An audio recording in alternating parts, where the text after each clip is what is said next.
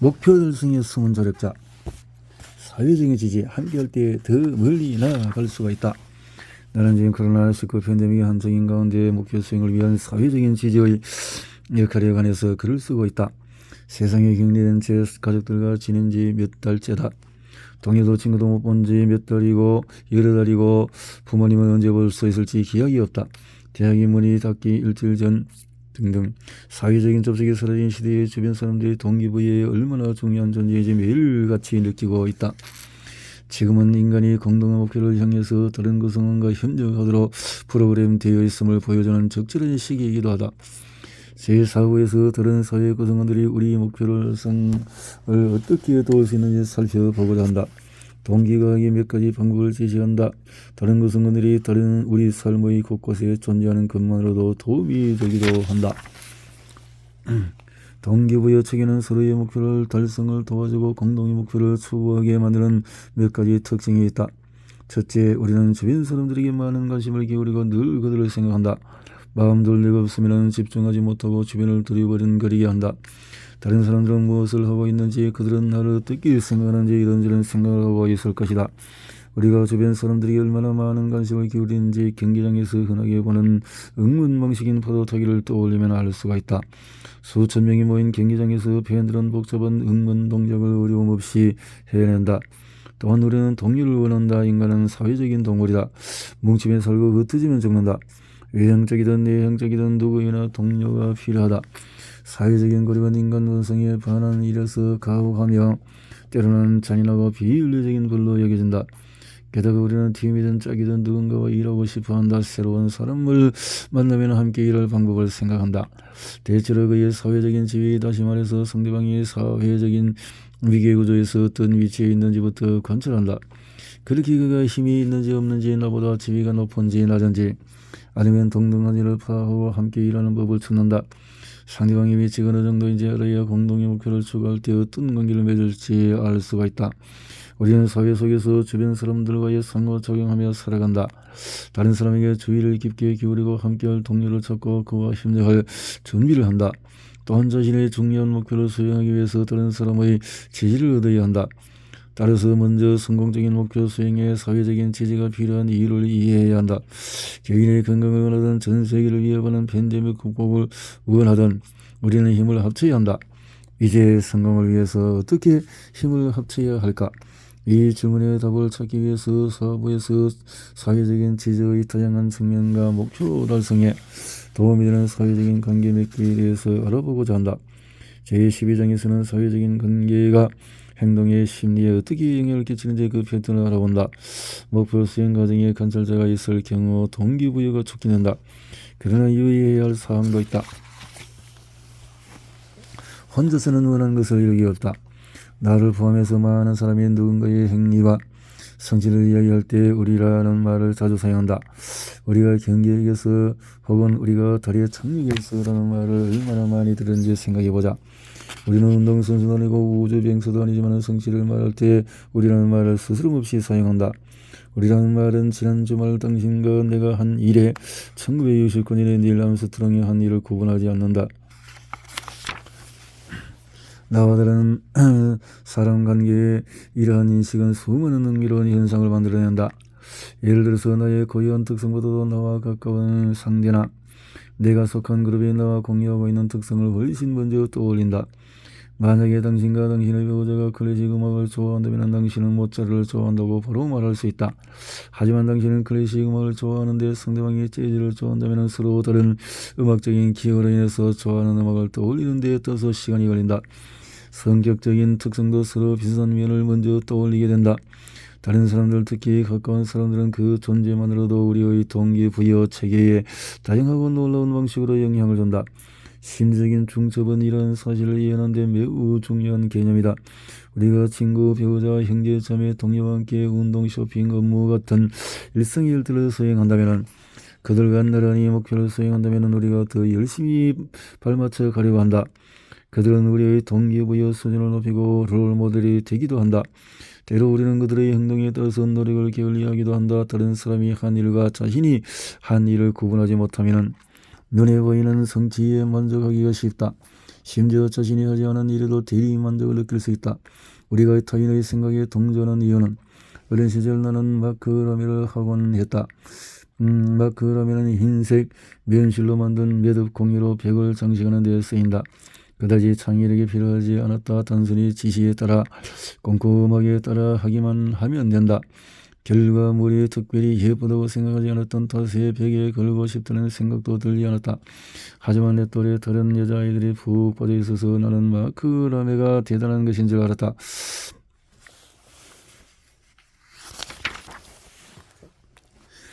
실험이 늦은 사람들에게 개별적으로 정의의 대답을 쓰게 하자 동조하는 사람이 없었다. 압박이 극심한 순간에는 수능이 복종으로 변하기도 한다. 하이힐이 힘들고 불편하다고 다들 하이힐을 신고 출근하면 자신도 어쩔 수 없이 신게 된다. 스탠리를 밀거리만 사람들이 동조하기 위해서 타인에게 고통을 가하는지 알아보기 위한 실험을 실시했다. 결과로 사회적인 압박 현상을 입증했다. 실험 참여자들은 다른 참여자가 정답을 맞히지 못할 경우에 강한 전기 충격을 가하도록 지시받았다. 그들은 개인적으로 학습 속도가 느리다고 해서 벌을 주는데 동의하지 않았지만은 연구자의 지시를 따라서 다른 참여자에게 전기 충격을 가했다. 물론 전기 충격은 가짜였고 참여자들은 아무런 고통을 받지 않았다.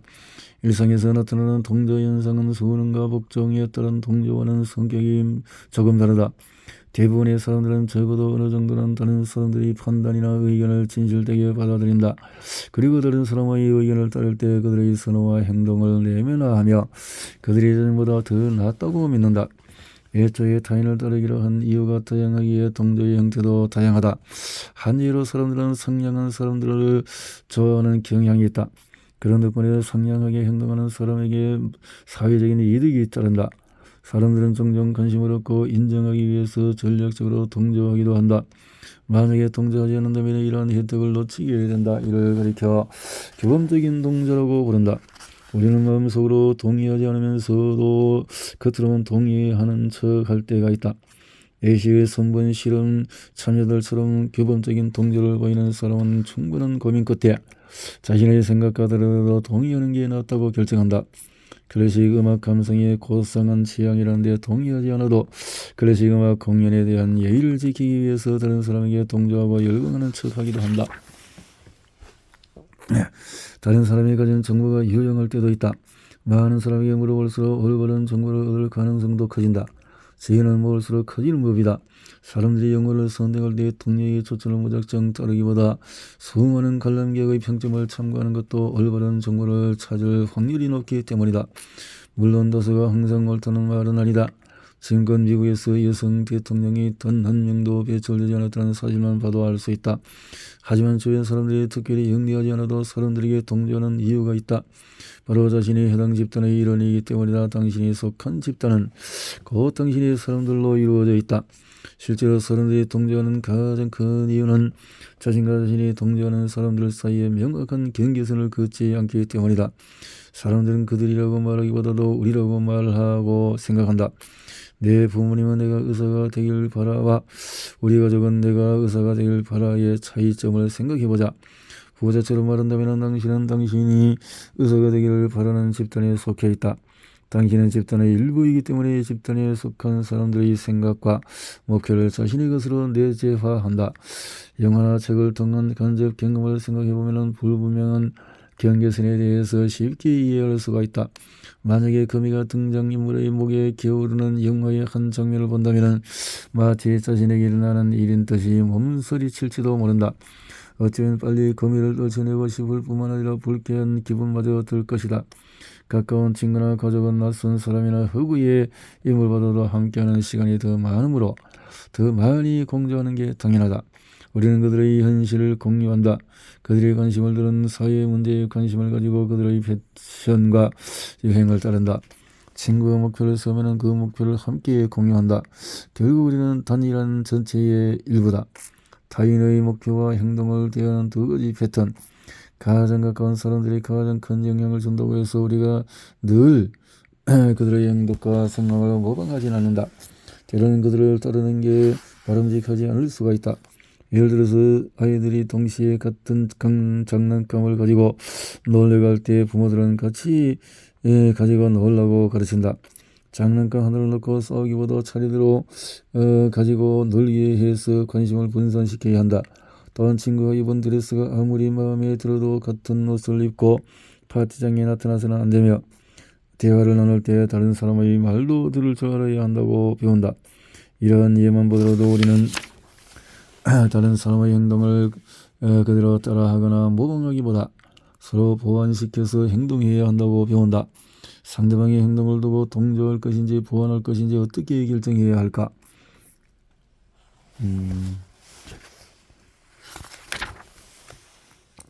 롤모델과 안티 롤모델 활용법.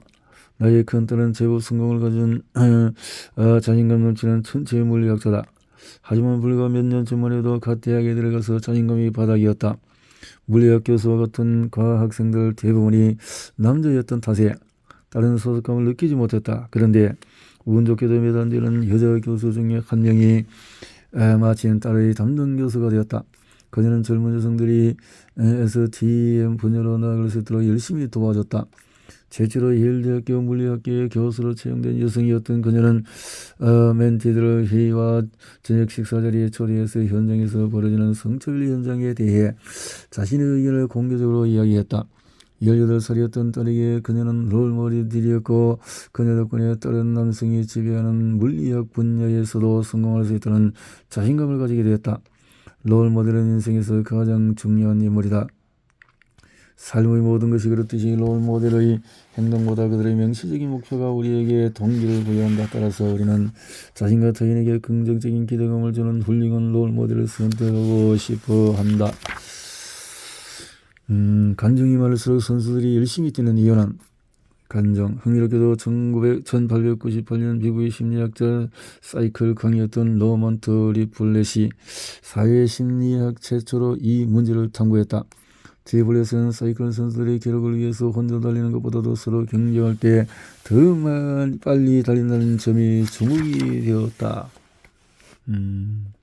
놀랍게도 사람 대신에 책상 위에 사랑하는 사람의 사진을 두거나 누군가 자신을 지켜보는 사진을 둔다면 사회에 적진 현상 효과를 볼 수 있다. 누군가 자신을 지켜볼 때 사람들은 더 열심히 일할 뿐만 아니라 더 잘하고 싶어 한다.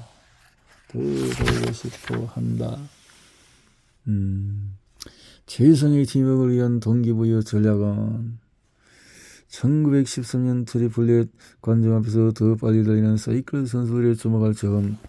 프랑스의 농업공학자 링겔말은 누군가 지켜보지 않고 도움을 줄 때 사람들이 얼마나 열심히 일하는지 궁금했다.